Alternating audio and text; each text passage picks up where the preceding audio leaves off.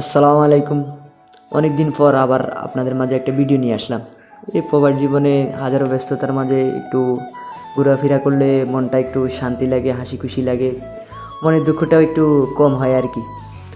পরে মাহবুল্লাহ গেলাম, ওখান থেকে এক বড় ভাইকে নিলাম, তারপরে একটা সাদিকা ছিল ওকেও নিলাম। ওখান থেকে নেওয়ার পরে আমরা গাড়িতে উঠে পড়লাম।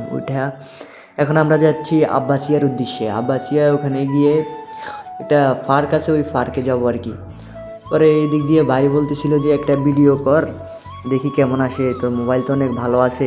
পরে আমি বললাম আচ্ছা ঠিক আছে ভাই, আমি আছে মোটামুটি ভালোই, আমি আপনার ভিডিও নিচ্ছি, পরে আপনি দেখেন কীরকম হয়।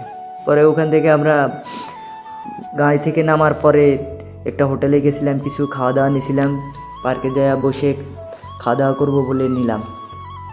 পরে দিক দিয়ে ভিডিও করতেছে, আমি বললাম যে আমার ভিডিওটা নে। পরে ওই বললো আগে আমারটা নে। পরে ওরা একটা ভিডিও নিতেছিলাম, ওই বলে কেমন আসতেছে, আমি বলছি আছে আলহামদুলিল্লাহ ভালোই আসতেছে। পরে এদিকে আমরা হাঁটতে হাঁটতে পার্কের উদ্দেশ্যে রওনা হয়ে গেলাম। পার্কের ওদিকে যাচ্ছি, পার্কে যাওয়ার পর যে অবস্থা দেখলাম আমার মনটা অনেকটা খারাপ হয়ে গেল।